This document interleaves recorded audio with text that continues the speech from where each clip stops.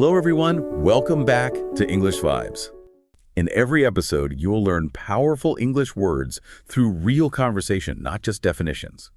You will hear how each word is used naturally in context, so you can remember it and use it confidently in your own life. Stay with us, repeat with us, and enjoy improving your English step by step. Let's get started. Okay, let's jump into our first word. It's super useful for describing people and things. The word is versatile. Versatile. Okay, so versatile means being able to do many different things well. If something's versatile, it's useful in lots of different situations. Simple enough. Can you give us an example? Maybe something versatile you own. Oh, sure. My backpack. It's incredibly versatile. I mean, I use it for school, carrying books, and my laptop. But then on weekends, I use the same bag for travel, maybe for a day trip. Sometimes, honestly, I even use it to carry a few groceries home. Okay, that is versatile. So it works for many different things. Saves you buying lots of different bags. Exactly. And if we call a person versatile, that's a really positive thing to say, right? A compliment. Oh, definitely. Think about a versatile cook. Maybe they can make amazing Italian pasta, but they can also bake complex French pastries and maybe whip up some spicy Thai curry. They have a range of skills. Right. Or in an office, maybe an employee is great with computers, but also really good at talking to customers, and they write excellent reports. That person is versatile. That's it. They can help out in different ways. Being versatile means you're flexible, you can adapt, it helps you handle, well, whatever life throws at you. Okay, our second word is so important for getting along with people. Compromise. Compromise, yes. This happens when, say, two people want different things, but they agree on a solution where each person gives up a little bit of what they wanted. So nobody gets exactly 100% their way, but hopefully both feel okay about the outcome. Like among friends or family, you need to compromise. Here's a simple example. Let's say I want to watch a comedy movie, but you really want to watch an action film. Okay. We could compromise. Maybe we watch half of the comedy tonight, and then we watch half of the action movie right after. Or maybe comedy tonight, action tomorrow. That works. We both get a bit of what we want. Or, I want pizza tonight, but you're feeling like a healthy salad. How do we compromise? Okay. Well, we could find a restaurant that serves both pizza and good salads. Good idea. Or we could order maybe a small pizza to share and also make a big salad to have with it. We're sort of combining our preferences. We both adjusted a little. Right. And that discussion we just had, figuring it out, that whole process is compromising.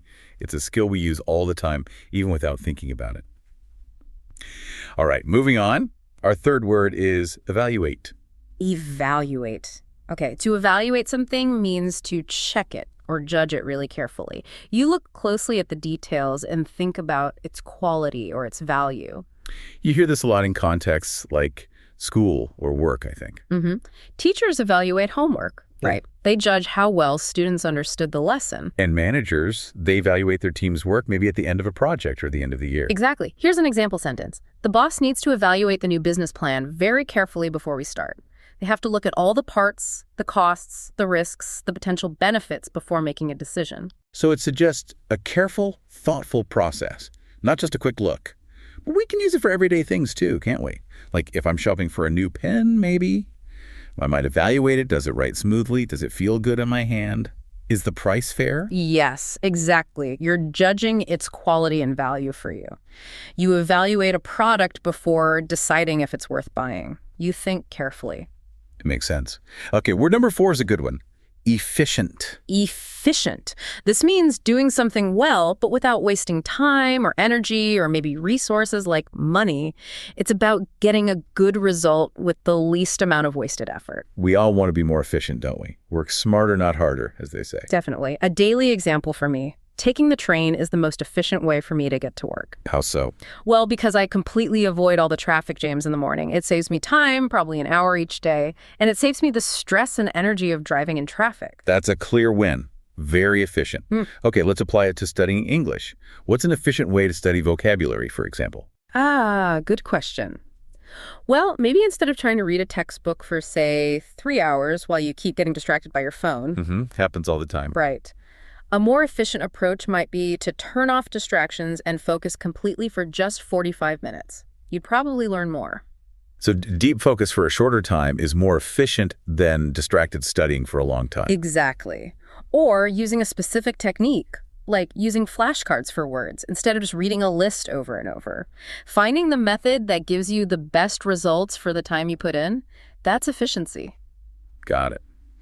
Okay, next up is a word related to feelings, especially when learning something new. Hesitate. Hesitate, yes. To hesitate means you pause or you wait before you do something or say something, usually because you feel a bit unsure or maybe nervous. You just stop for a moment. Right, like you want to say something in English class, but you pause because you're worried you might make a mistake. That's a perfect example. And teachers often say something like, please don't hesitate to ask questions if you don't understand. Yeah, we say that all the time. We want you to ask immediately if you're confused. That phrase, don't hesitate, it's really common and useful. We notice beginners, understandably, often hesitate when speaking English. They worry about grammar or getting the pronunciation just right. Mm-hmm. But if you hesitate too much, the conversation can kind of stop, right? You lose your chance to speak. Exactly. So our advice is usually, try not to hesitate too much. It's okay to pause and think, of course, but try to be brave. Just start speaking. Remember, making mistakes is totally normal. It's how we learn. Don't let that fear of mistakes make you hesitate and stop you from trying. Well said. Okay, our sixth word. This describes a really positive quality in people and also in things. Reliable. Reliable. This means something or someone always works well or is dependable. You can trust them or trust it to do what it's supposed to do consistently. We love reliable things. For example, my old car isn't fancy, but it's very reliable. It has tons of miles on it, but it never breaks down. I know I can count on it to start every single morning. That's reliability. That's great peace of mind. And for people too, right? If you have a friend who says they'll meet you at 2 p.m. and they always arrive at 2 p.m., maybe even a few minutes early, then they are a reliable friend. You can depend on them. Trust is built on that. Absolutely. Or even something really simple like your phone charger. If you plug it in and it always works, always charges your phone without any issues, that charger is reliable. You don't have to worry about it. It does its job every time. Okay, number 7 is adaptation. This is a key word when we talk about dealing with change. Adaptation. It's the process of changing something or maybe changing yourself so you can fit better into a new situation or a new environment. It's about adjusting. This is huge when you move to a new place, isn't it? Like a new country or even just starting a new job. You have to adapt. Oh, definitely. Big adaptations are needed. My example, when I first moved here, learning the local traffic rules was a really important adaptation. Things like understanding different signs or maybe different driving customs. I had to change how I drove to fit in and be safe. That was adaptation. Right, and it happens on a smaller scale too. Like if your work changes your shift hours, you have to adapt your daily routine, maybe wake up earlier or figure out a different way to get home. Mm-hmm. That adjustment you make to fit the new schedule, that's also adaptation. It seems like adaptation is something we're always doing. Yeah. Because things around us are always changing a little bit. That's true. It's necessary for dealing with life, really. Okay, number 8, contribute. Contribute. This means to give something, maybe your time, maybe money, maybe effort, or even just your ideas to help out a group or support a cause. It's about adding your part. Exactly. And when everyone contributes, the overall result is usually much better, like planning a class party. We all contributed ideas to make it fun. Then some people contributed by bringing food, others contributed by organizing games, someone else contributed by cleaning up afterwards. Right, everyone added something. Or think about a group project for school. You have to contribute your share of the work, the research or the writing or the presentation part. Yes. If one person doesn't contribute, it makes it harder for everyone else. Or if you live with roommates, everyone should probably contribute to keeping the place clean, right? Taking turns doing chores. Absolutely. It's about sharing the load. And you can contribute money, too, like contributing to a charity you believe in. It's all about giving something towards a common goal. Okay, next we have negotiate. Negotiate. This usually means to discuss something, often a problem or a plan, in a more formal way to try and reach an agreement. It involves back and forth discussion. So it's a bit like compromise, but maybe more structured, like you're discussing specific details or conditions. Yes, often. Compromise might be more informal, just finding a quick middle ground. Negotiate often implies a more deliberate discussion about terms. Here's a kind of fun example.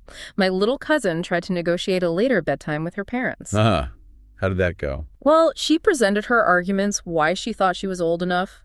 They discussed it. Maybe they negotiated conditions like, okay, 30 minutes later, if all your homework is done perfectly. Ah, okay. So they discuss the terms. You also hear about negotiating prices, right? Especially for big things like a house or a car. Definitely. Or sometimes even in markets in some countries, you might negotiate the price of souvenirs. You discuss back and forth until you hopefully agree on a price. Or maybe you negotiate with your partner about who does which chores around the house. A serious discussion to divide things fairly. Exactly. It's that process of discussion aiming for an agreement on specific points. All right, and our final word for today, number 10, is allocate. Allocate. Okay, to allocate means to officially decide how something, usually resources like money or time or maybe staff, should be divided up and used for specific purposes.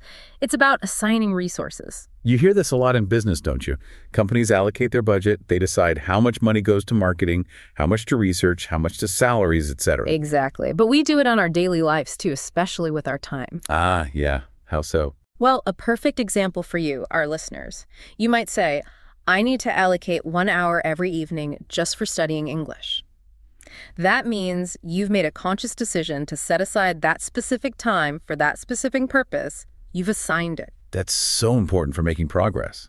If you want to be efficient, like we talked about, you really need to allocate your time wisely. Allocate time for study, allocate time for work or chores, and definitely allocate time for rest and fun too. Yes. Deciding where it goes, that's allocation. That makes perfect sense. Wow, 10 excellent words covered today. And that brings us to the end of our main discussion. Just a reminder, in every episode like this one, you're not only discovering useful new words, but you're also experiencing how English actually works in a real conversation. Through this kind of friendly dialogue, with practical examples and clear pronunciation, you get a feel for how people really speak and communicate. And this method, we believe, helps you build your confidence, definitely improves your listening skills, and helps you understand the language in action. Absolutely. We went through these 10 words today, which is great, but please remember the most important step is actually next, and that's repetition. You really, really need to listen to this again. Maybe tomorrow, maybe again in a few days. Why? Because repetition is just essential for your memory. Hearing these words multiple times, used in these different sentences and mini conversations, it really strengthens those connections in your brain. It makes the words feel natural so you can use them more easily later on. Couldn't agree more. Thank you so much for learning with us today. We'll see you next time on English Vibes.